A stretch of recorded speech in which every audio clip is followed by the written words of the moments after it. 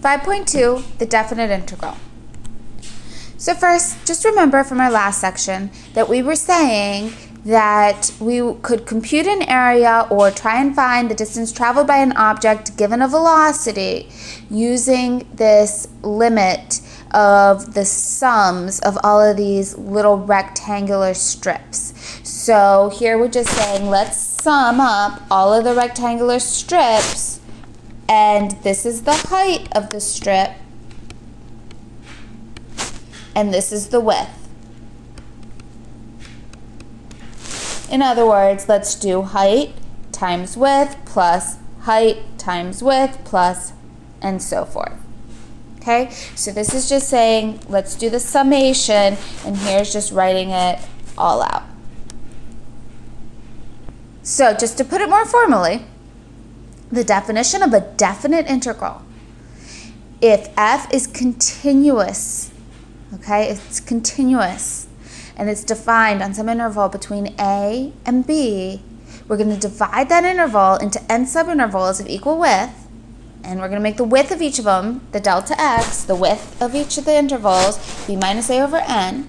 We're going to let x sub 0 equal a, our beginning, and then we're going to just put all these little x's in between, the n subintervals, and the last of them would be our other endpoint, b.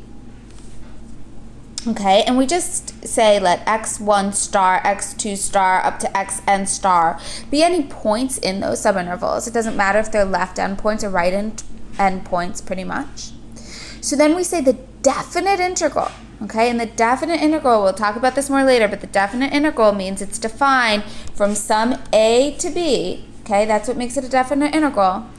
And we say the integral from a to b of f of x dx, because we're taking the integral with respect to the variable x, so that's what the dx is for. So basically whatever is in between is what we're taking the integral of, okay, equals the limit as n goes to infinity, as we make infinite number of little strips of these height times width rectangles here. So we're just adding up all the rectangles to approximate the area under the curve. And as n goes to infinity, we're going to get the area under the curve.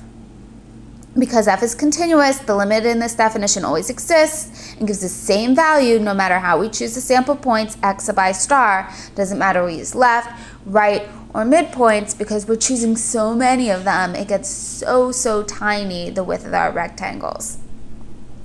So just more notation, the squiggly, okay, the squiggly is called the integral sign. F of x is an integrand because it is what we are finding the area of under, basically. We want to find the area under the f of x curve. So this right here is our integrand. Okay, it's saying take the integral from a to b of f of x with respect to x. Okay, so that's what the dx is.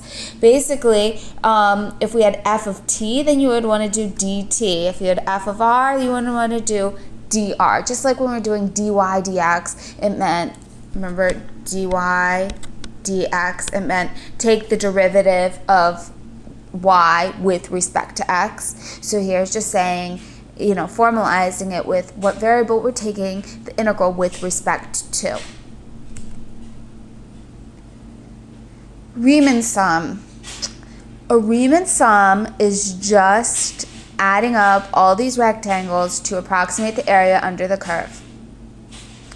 If the function happens to be positive, then the integral from a to b of f of x dx can be seen as the area under the curve y equals f of x from a to b.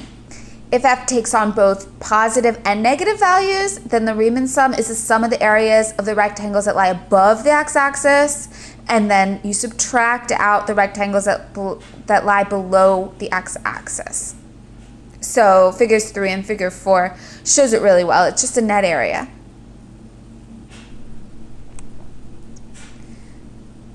So far we have defined the integral from a to b of f of x dx by dividing So far we have defined the integral from a to b of f of x dx by dividing our interval from A to B into subintervals of equal width. But sometimes we would prefer to work with subintervals of unequal width, and that's okay. We just have to ensure that all of these widths that we are picking are approaching 0 in the limiting process, because basically what we saw last time and what we've seen this time is that we want to make an infinite number of rectangles under this curve. The more rectangles we make, the better approximation we get. And so if we make this width of our rectangle infinitely small, and that's what we're trying to say, let the delta x go to 0, let the width of our rectangle get so teeny tiny, then we're going to get the exact area under that curve. So here we just want to write the sum as an integral. So since we're doing the limit as n approaches infinity of this sum, what are we doing? We're going from the interval from 0 to pi. What's our function? It's just x cubed plus x sine x. The reason it says x sub I is because we need to take all the little subintervals, but our function's just x cubed plus x sine x. If we're looking at some point, x sub I, we just plug that in, right? Like if I wanted to do f of 3, I would have plugged in 3 everywhere. So here they're just saying, well, let's plug in some x sub I. So that's why it says x sub I cubed. And what are we taking this with respect to? With respect to x. So that's it. That's all you have to do. In order to evaluate integrals, we're going to need these formulas. You'll see why they're useful. You don't need to memorize them for now at all. If you need to use them, I'll always give them to you. But this is going to be used in about 2 more examples. So let's go ahead and evaluate this Riemann sum. Let's just do it the way we were doing in last lesson. So we want to use right endpoints, and we want to go from 0 to 3, and we want 6 rectangles. So we're going from 0 to 3, and we want 6 rectangles. So delta x is going to be 1/2. So 1/2, 1, 3/2, 2, 5/2. And we wanted right endpoints. So here's our first one, here's our second one, here's our third, fourth, fifth, and sixth. Remember, this is our rectangle, so this would be the right endpoint. Okay, and the width of our rectangle is 1/2. So in order to evaluate this, we're going to do the width times the height. So the width is 1/2, and the height of our first one is the function value at 1/2 plus the width times our height, and the second endpoint is at 1. Width times height, and so forth.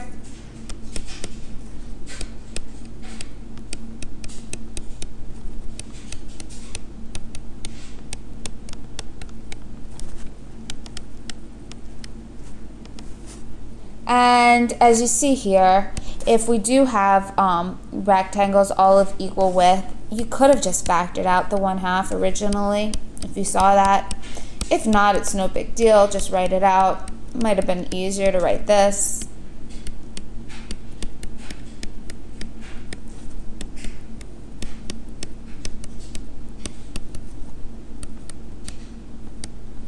Then I'm just going to stick this all in my calculator. I'm going to put in y1, x cubed minus 6x, and then I'm going to go to the home screen, and I'm going to type all that in. So I'm going to type in 1/2 times y1 of 1/2 plus y1 of 1 plus so forth. And you should get negative 3.9375.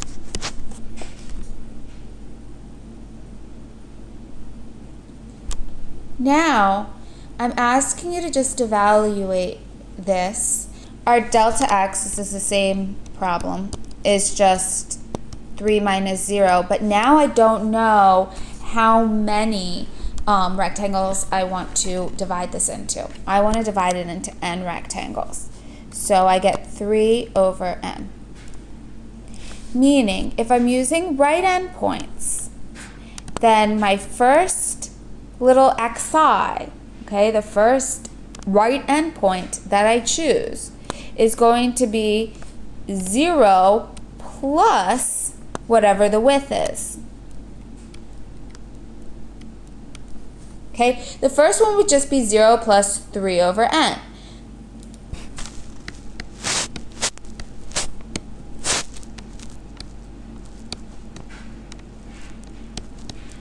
This would just be 3 over n. But then the next one would be 3 over n plus 3 over n. And so forth, right? So we just take our endpoint 0, that comes from here, plus the delta x. And the ith one is just delta xi. And so we can say that this can be approximated as the limit as we get infinite number of these little rectangles. Okay, we're summing up all of them. Okay, and what is the height? The height is just this, but we're going to evaluate it at xi. Okay, the xith one. So xi cubed minus 6xi, and our dx is just 3 over n.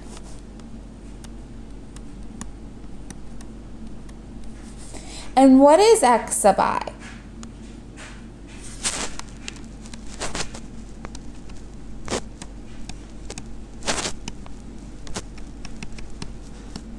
Our x sub I is just this, 3i over n.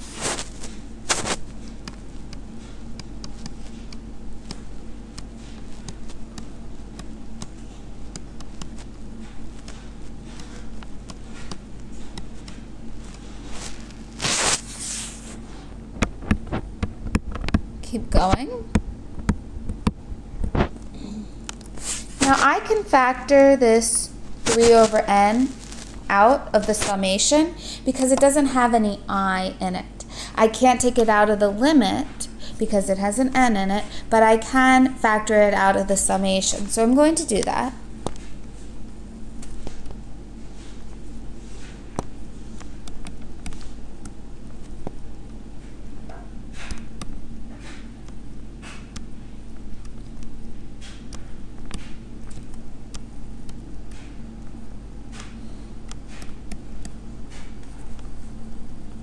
Okay, so what do we have?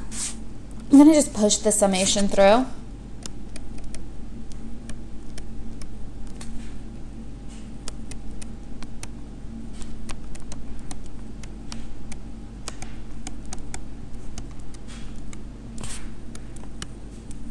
And I have to distribute, of course, the 3 over n.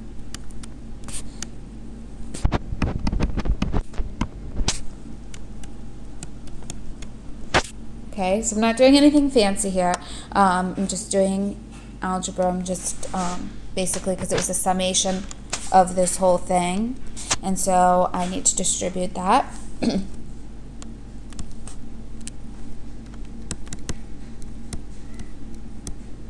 Now I'm going to just multiply this back in. So 27 times 3 is 81, and n times n cubed is n to the 4th, and then 3 times 18 is just 54, n times n is n squared I, and then we have the limit as n approaches infinity. I'm just going to take this out. This doesn't deal with I, so I can take it outside of the summation. And I know that the sum from I equals 1 to n of I cubed, go back, that's just this right here. So I'm going to just use that.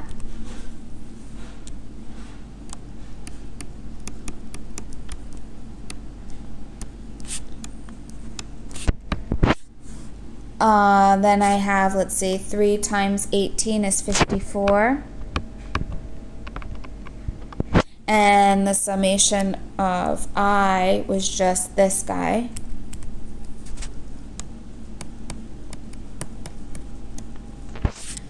And so now I just need to do some algebra.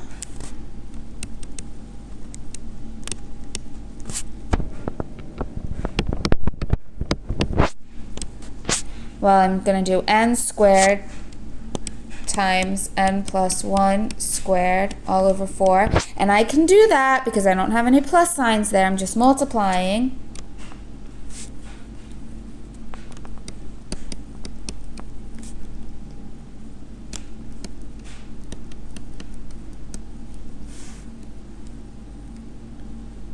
Okay, so what do we have?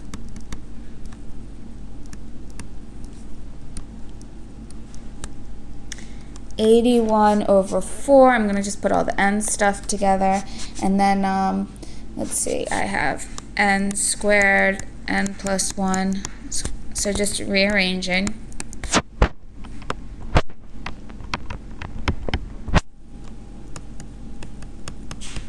So that I can simplify.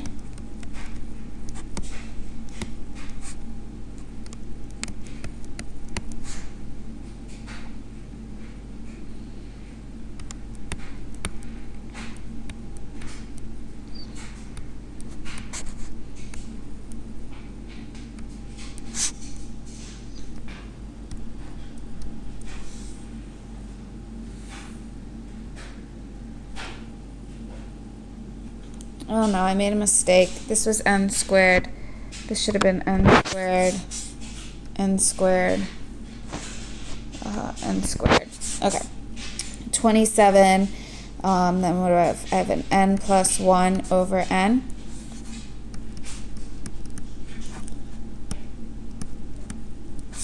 And so I'm just going to, since it's squared, I'm just going to write it like this because I'm squaring the top and the bottom.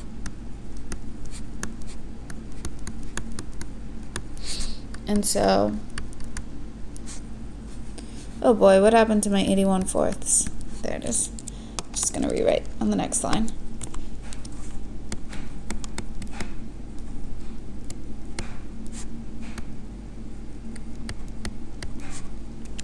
And so here I have a 1 plus 1 over n squared minus 27, 1 plus 1 over n. And I want to, as n goes to infinity, so as n goes to infinity, 1 over something huge goes to 0.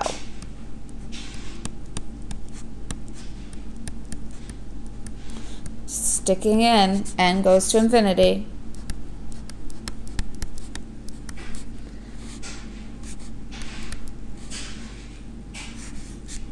So I'm left with negative 6.75. Okay. Not so easy, but just a lot of algebraic manipulation. Not really using that much calculus there.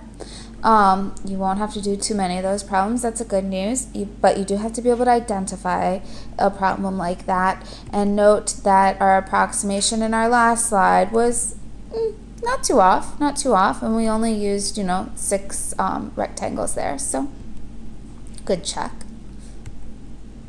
Here's just showing what the graph looked like. So you remember you were subtracting out the blue region and you were adding in this peach region. Now, another approach, if we can look at these,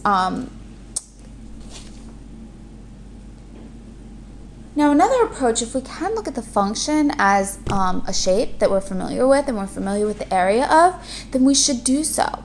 For example, you know the function, and you should know this function very well. If I give you y equals the square root of 1 minus x squared, you should be able to immediately, okay? And if you can't right now, then you've got to be able to immediately recognize that, that is the upper half of a circle, because you know that x squared plus y squared equals r squared is a circle. So you know that this is the upper half of a circle with a radius of 1, right? Here in this case, we're only going from 0 to 1. So this would have looked like this whole shape here, the whole top half, right? Because we would have split it into plus and the minus would have been the bottom half of the circle. But we're just going from 0 to 1. The x is going from 0 to 1. So the x is going from 0 to 1, so we only have a quarter of a circle now.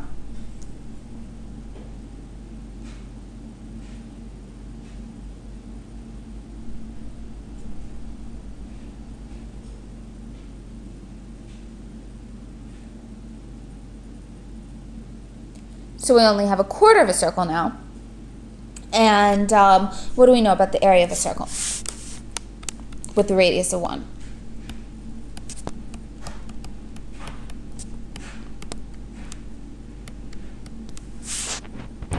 Well, that would have been pi r squared, which would have been pi times 1 squared, just pi, right? But what do we want? We want a quarter of a circle with radius of 1. So 1/4, the area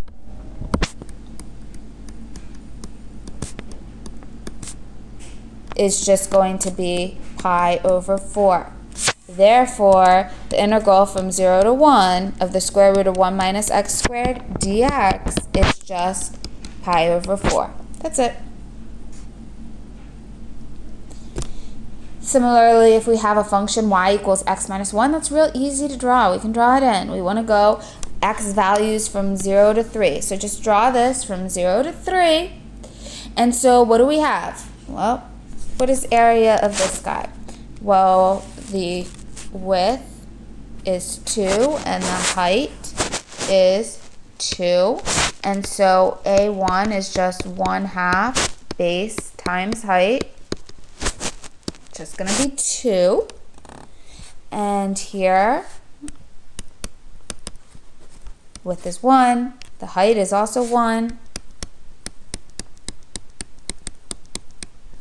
And so the area is going to be what's above the x-axis minus what's underneath.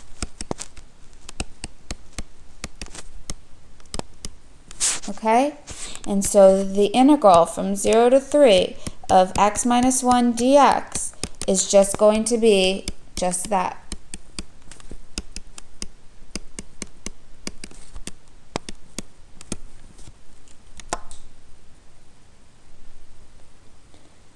The midpoint rule. When the purpose is to find an approximation to an integral, it's usually best to choose a sample point xi to be the midpoint of the interval. So not left, not right, but the midpoints, and we're just going to denote that as x sub I bar. Okay, put the bar on top. Just notation again. So now when we're approximating this, instead of saying f of x sub I, we're just going to say f of x sub I bar. And what is x sub I bar? It's just 1/2 of the left plus the right endpoint, right? Just the one in the middle of the two. So in this example, we want to evaluate the integral from 1 to 2 of 1 over x dx with 5 rectangles. So we're going from 1 to 2, and our delta x is going to be 2 minus 1 over 5, because we're splitting into 5 intervals. So it's just going to be 1/5. So I'm going to go 1, 1.2, 1.4, 1.6, 1.8. And then I want midpoints. So I want in the middle of each of these rectangles.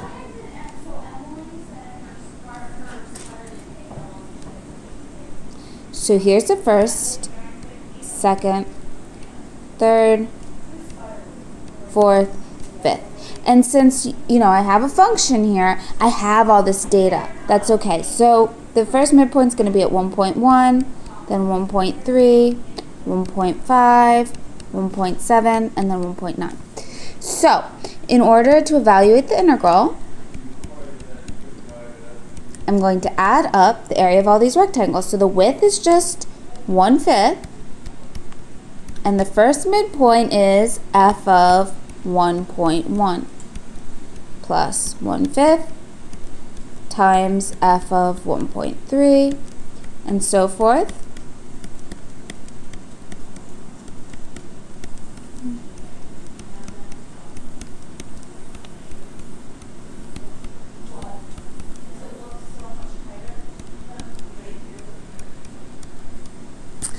And if you could see there that you could have pulled the 1/5 out originally, you could have done that without having to write so much. Probably would have been better.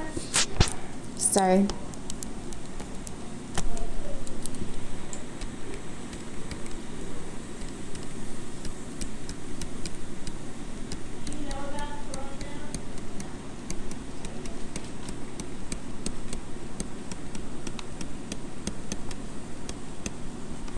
And then if you just put this on your calculator like I showed in the last example, you should get 0.6919.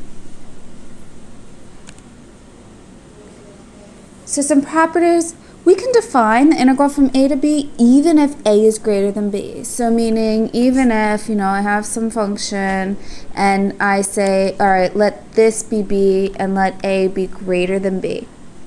Well then, I can say that the integral from b to a of f of x dx, so the integral from b to a is just that, is the same thing as the opposite the integral from a to b, because I would be going backwards. If a is equal to b, then I'm saying what is the area under the curve from a to a? Well, that would be nothing at all, because my width is just 0, so the area of my rectangle would just be 0. So some properties. If we have just a constant c here, then the integral from a to b of c dx is just c times b minus a, because this is just the height, and this is just the width, because pretty much I just have a rectangle, because I'm saying, well, let my function be some constant c, okay? And so what is the area under my curve from a to b? Well, it's just that. So it's just a rectangle. C times b minus a. Nothing tricky, fancy there. You can push the definite integral through, just like you could push a summation through. You could take a constant out, just like you could take the constant out of a summation. You can push it through a difference also.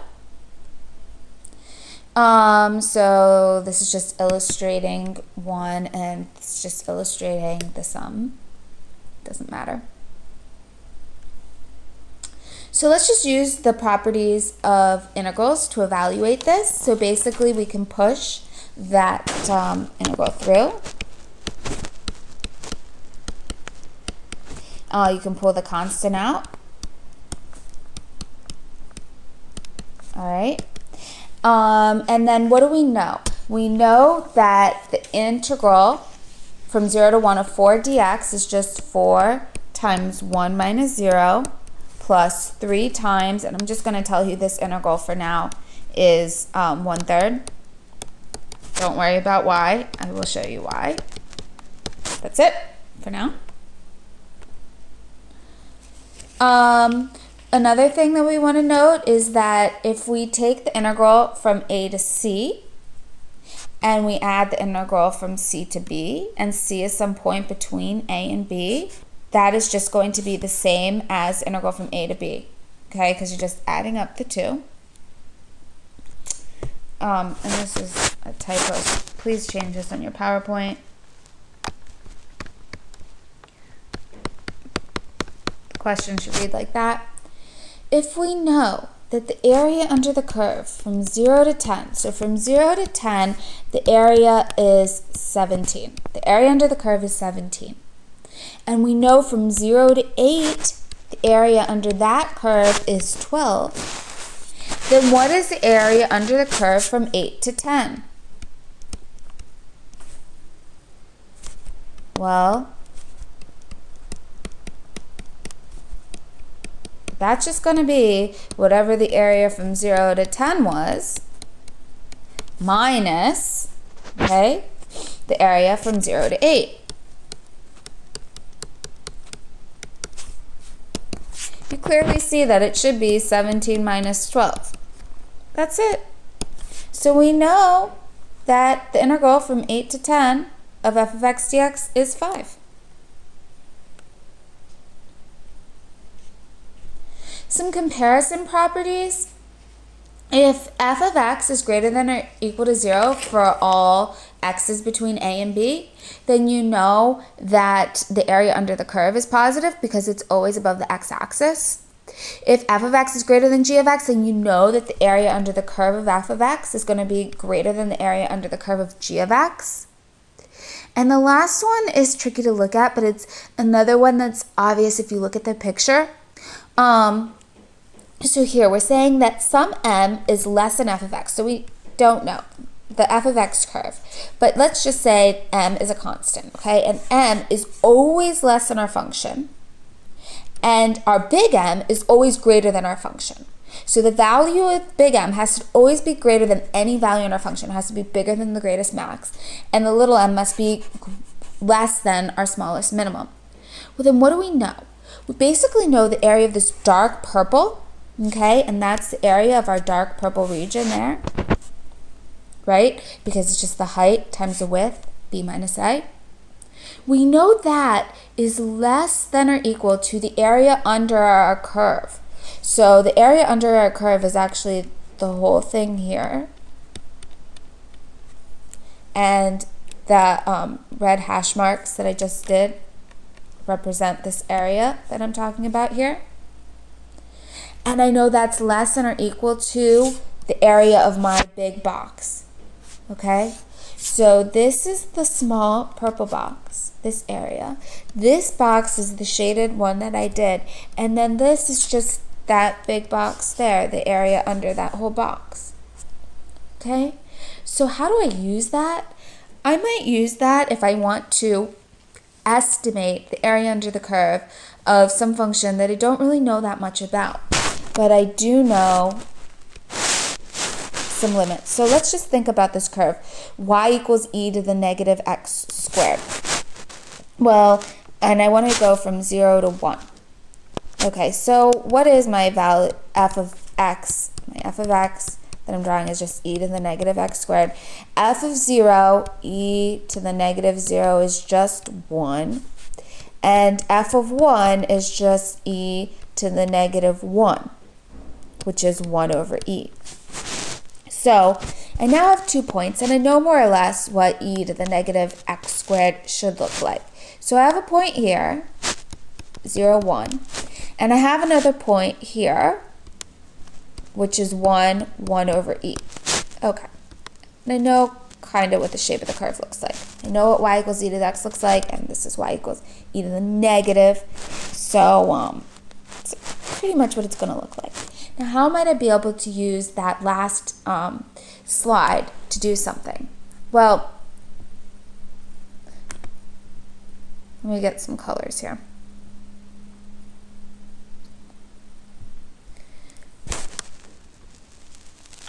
So I know the area under my curve is bigger than that, but smaller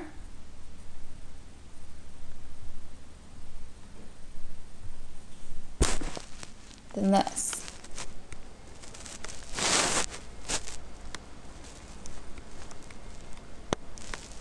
And so the area of the big one, let's call that big M since that's kind of the notation from the last one, was just the width times the height.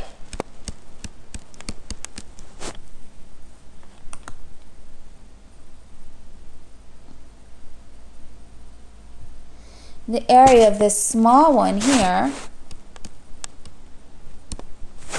is the width times the height, and the height of this is just 1 over e.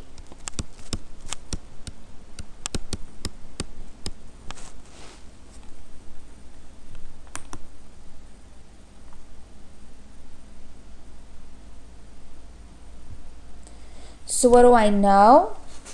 I know that a little m is less than or equal to the area under my curve, which is less than or equal to the area of that big M. So I know 1 over E is less than or equal to the area under my curve, which is less than or equal to 1. And I might just want to evaluate that so I have more of an idea.